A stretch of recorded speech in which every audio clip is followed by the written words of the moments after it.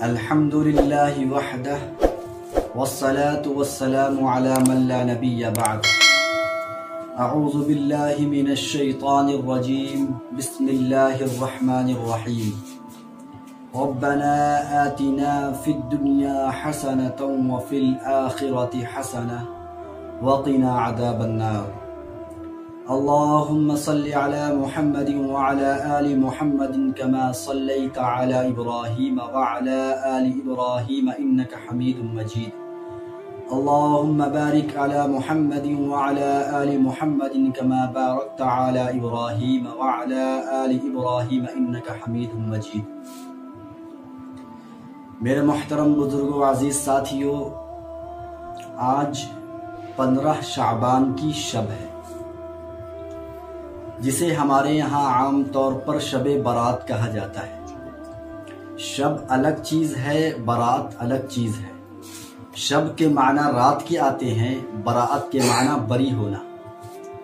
یعنی اس رات میں اگر کوئی شخص، کوئی انسان، کوئی اللہ کا بندہ سچے اور پکے صدق دل کے ساتھ توبہ کرنا چاہے، صدق دل کے ساتھ اللہ سے مغفرت طلب کرے، صدق دل کے ساتھ اللہ سے معافی طلب کرے تو اللہ یقیناً اسے معاف فرما دیتا ہے۔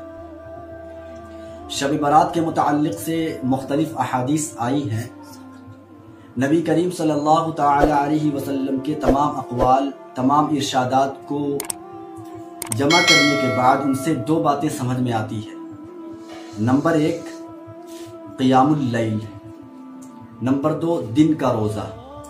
اب قیام اللیل کا مطلب یہ نہیں کہ پوری رات جاگا جائے، قیام اللیل کا مطلب یہ نہیں کہ رات کے جاگنے کو ضروری سمجھا جائے، قیام اللیل کا مطلب یہ نہیں کہ رات میں مخصوص رکعتیں پڑھی جائے، قیام اللیل کا مطلب یہ نہیں کہ ان مخصوص رکعتوں میں مخصوص آیتیں، مخصوص صورتیں پڑھی جائے، قیام اللیل کا مطلب یہ نہیں کہ جو نہ جاگے، جو اس رات کو قیام نہ کرے اسے برا بھلا کہا جائے، اسے برا سمجھا جائے۔ اسی طرح روزے کا معاملہ ہے کہ اگر کوئی شخص روزہ رکھتا ہے تو مستحب ہے، اعلیٰ بات ہے، لیکن اسی کے برعکس اگر کوئی شخص روزہ نہیں رکھتا ہے تو نہ اسے برا سمجھا جائے، نہ اسے زور زبردستی کیا جائے کہ روزہ رکھو وغیرہ وغیرہ۔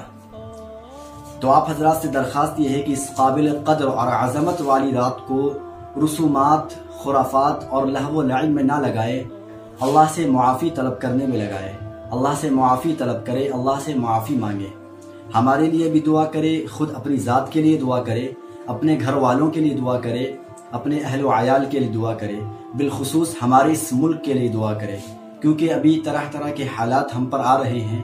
کبھی ہماری مسجدیں پر یلغار ہو رہی ہے، کبھی ہمارے مدارس کو نشانہ بنایا جا رہا ہے، کبھی ہمارے خانقاہوں کو نشانہ بنایا جا رہا ہے، کبھی ہمارے قرآن پر یلغار ہو رہی ہے، طرح طرح کی مصیبتیں ہم پر ڈھائی جا رہی ہیں۔ تو آپ حضرات سے درخواست یہ ہے کہ رسومات، خرافات کو چھوڑتے ہوئے اس رات کو، اس قابل قدر رات کو عبادت میں لگائیں۔ میرے محترم بزرگوں عزیز ساتھیوں، کتابوں میں آتا ہے کہ اس رات کو آئندہ آنے والے 1 سال تک کے لوگوں کے نام لکھ دیے جاتے ہیں کہ آئندہ 1 سال کے اندر کون مرے گا، کس کی وفات ہوگی، کون اس دنیا سے رخصت ہوگا، اسی طرح کس کی پیدائش ہوگی، کون پیدا ہوگا، کون اس دنیا میں آئے گا، کسے کتنا رزق ملے گا، کسے کتنی روزی ملے گی، کون کتنا روزی کمائے گا، وغیرہ وغیرہ۔ میں آخر میں ایک بات اور ذہن نشی کرنا چاہتا ہوں کہ اس بابرکت اور قابل قدر رات کو ہر شخص کی مغفرت کر دی جاتی ہے، سوائے 8 لوگ ہیں، 8 لوگ ایسے ہیں جن کی مغفرت نہیں ہوتی ہے۔ ان میں سے پہلا مشرک ہے۔ اب مشرک کسے کہتے ہیں؟ جو اللہ کی ذات میں کسی کو شریک ٹھہرائے۔ کسے کہتے ہیں مشرک؟ جو اللہ کی ذات میں کسی کو شریک ٹھہرائے، جو اللہ کے علاوہ کسی اور سے مدد طلب کرے، جو اللہ کے علاوہ کسی اور کو حاجت روا جانے، جو اللہ کے علاوہ کسی اور کو مشکل کشا سمجھے، وغیرہ وغیرہ، تو ان کی مغفرت نہیں کی جاتی۔ نمبر 2 بغض رکھنے والا، یعنی اپنے بھائی کا دل میں بغض رکھنے والا شخص، اس کی بھی مغفرت نہیں کی جاتی ہے۔ بغض مطلب اگر کوئی شخص، کوئی بھائی، ہمارا مسلمان بھائی یا کوئی بھی آگے بڑھ رہا ہے، ترقی کر رہا ہے، ترقی کی راہ پر گامزن ہے، ہمیں اس کی ترقی دیکھ کر جلن ہو رہی ہے، ہمارے اندر بغض پیدا ہو رہا ہے، لہٰذا اس شخص کی بھی مغفرت نہیں کی جاتی۔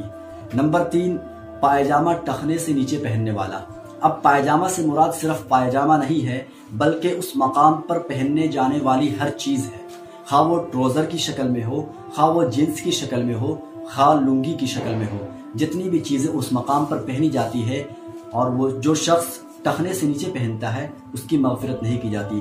نمبر 4، شرابی، جس کی شراب کی عادت ہو اس کی بھی مغفرت نہیں کی جاتی ہے۔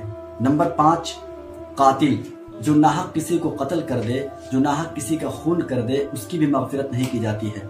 نمبر 6، زانیہ، جو زانی ہو، زناکار ہو، اس کی بھی مغفرت نہیں کی جاتی ہے۔